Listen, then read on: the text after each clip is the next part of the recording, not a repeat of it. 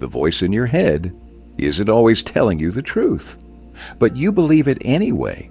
You tell yourself you're not good enough, not smart enough, not disciplined enough. No one is attacking you. No one is holding you back. It's you, your own thoughts, quietly working against you every single day. I've been there, trapped in a mind that never rests, constantly criticizing, constantly doubting, until I realized something that changed everything. You suffer because of what you keep telling yourself. Marcus Aurelius once wrote, "Your mind will take the shape of what you frequently hold in thought.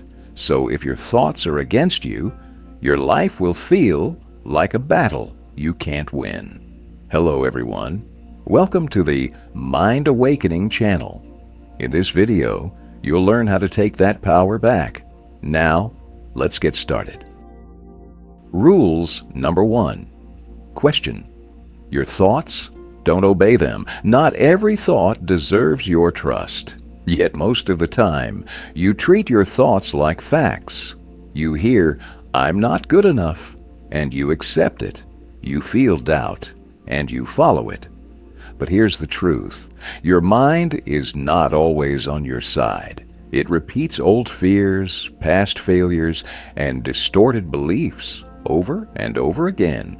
Marcus Aurelius reminded himself that the mind becomes what it repeatedly tells itself. So instead of obeying every thought, start questioning it. Ask, is this actually true? Or is this just a pattern I've been repeating? The moment you create distance between you and your thoughts, you stop being controlled by them, and that's where real freedom begins. Rules number 2. Stop labeling yourself based on temporary states. You fail once, and suddenly you're a failure. You feel unmotivated, and now you're lazy. You make a mistake, and now you're not good enough. This is how negative thinking traps you. You turn moments into identities. But no feeling is permanent. No situation defines who you are. Stoicism teaches that you are not your emotions. You are the one observing them. When you stop labeling yourself based on temporary states, you give yourself space to grow. You allow change because you are not fixed. You are evolving. And the moment you stop defining yourself by your lowest moments, you begin to rise above them. Rules number 3.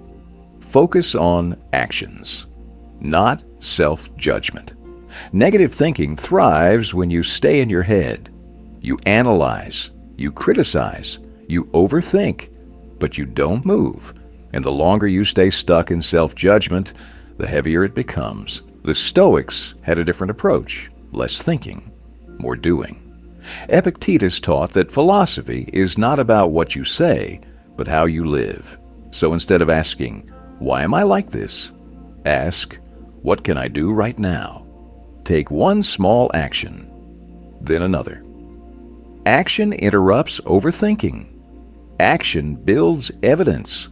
Action changes how you see yourself. Because confidence doesn't come from thinking better thoughts. It comes from becoming someone who takes better actions. Before we go further, what is one negative thought about yourself that keeps coming back again and again? Take a moment and share it in the comments. You're not alone, and your honesty might help someone else realize they're not alone either. And if this video is speaking to you, consider subscribing to the channel. Your support helps us keep creating content that truly makes a difference. Now, let's continue. Rules number 4. Separate facts from interpretations. Most of your negative thoughts don't come from reality. They come from how you interpret it. You make a mistake, and your mind says, "I'm not good enough." Someone ignores you, and you think, "I don't matter." But those are not facts. They are stories your mind creates. Marcus Aurelius practiced seeing things as they are without adding judgment. So next time a negative thought appears, pause and ask, what actually happened? And what am I adding to it? This simple separation breaks the illusion, because when you remove the story, you remove most of the suffering. Rules number 5. Train your mind to endure discomfort. Negative thoughts often come from avoiding discomfort. You don't feel like doing something, so your mind creates excuses. You face something difficult, so your mind tells you to quit. And over time, you start believing those thoughts. But discomfort is not the enemy. Avoidance is. Epictetus taught that growth comes from facing what is hard, not escaping it. The more you train yourself to endure discomfort, the less power negative thoughts have over you, because you stop asking, how do I feel? And start asking, what needs to be done? And that shift changes everything. Rules number 6. Limit. Comparison. With others, comparison is one of the fastest ways to destroy your self-worth. You look at others, and suddenly, you feel behind, not successful enough, not attractive enough, not accomplished enough.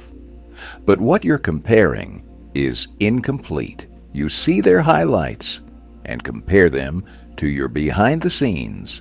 Stoicism teaches focus on your own path, not someone else's, because your life is not meant to look like theirs. The more you compare, the more you disconnect from your own progress. But when you turn your attention inward, you begin to measure growth by who you were yesterday. And that's the only comparison that leads to peace. Rules number 7. Replace self-criticism with self-discipline. Many people think being hard on themselves will make them better. So they criticize, judge, push themselves down. But self-criticism doesn't create growth. It creates paralysis. You don't need more judgment. You need direction. Marcus Aurelius didn't waste time attacking himself. He focused on correcting his actions. That's the difference. Instead of saying, I'm not good enough, say, what can I improve today? Discipline builds. Criticism destroys. And the moment you shift from attacking yourself to guiding yourself, you stop being your own enemy and start becoming your own leader. Rules number 8. Don't let your past define your identity. Your mind loves to go back. Past mistakes, embarrassing moments, things you wish you had done differently. And slowly, those memories turn into a narrative. This is who I am. But that's not true. Your past is something that happened, not something you have to carry forward as your identity. Marcus Aurelius reminded himself that every moment is a chance to begin again. You are not your past decisions. You are your current choices. The moment you stop replaying who you were, you give yourself permission to become someone new. Rules number 9. Guard what you feed your mind. Your thoughts don't appear out of nowhere. They are shaped by what you consume daily, what you watch, what you read, who you listen to. If your environment is filled with negativity, comparison, and noise, your mind will reflect that. Epictetus believed that your mind should be treated like something valuable, not left open to everything. So be selective. Limit what drains you. Choose what strengthens you. Because what you repeatedly expose yourself to eventually becomes your inner voice, and that voice will either build you or quietly destroy you. Rules number 10. Accept yourself while still improving. There's a hidden trap in self-improvement. You believe you'll finally feel at peace once you become better, more successful, more confident, more enough. But that day keeps moving. and in the process, you stay stuck in self-rejection. Stoicism teaches a balance. Accept what is, while working toward what can be. You can grow without hating who you are now. You can improve without rejecting yourself. Because real change doesn't come from self-criticism. It comes from self-respect. And the moment you stop fighting yourself, you finally create the space to become better. Conclusion. Negative thoughts don't destroy you overnight. They do it slowly, quietly, through repetition. A single thought doesn't seem dangerous, but when it becomes a pattern, it shapes how you see yourself, how you act, and ultimately, the life you create. The deeper lesson is this: you are not your thoughts. You are the one who chooses which thoughts to believe, and that choice changes everything. Start applying this today. The next time a negative thought appears, don't fight it blindly. Observe it, question it, replace it with action. Control what you consume. Be mindful of what you repeat in your mind, because every thought you accept becomes a part of you. If this message resonated with you, take a moment to subscribe to the channel. Your support is what keeps this journey alive and helps us continue creating content that truly transforms the way you think. And remember, your mind can be your greatest weapon or your worst enemy.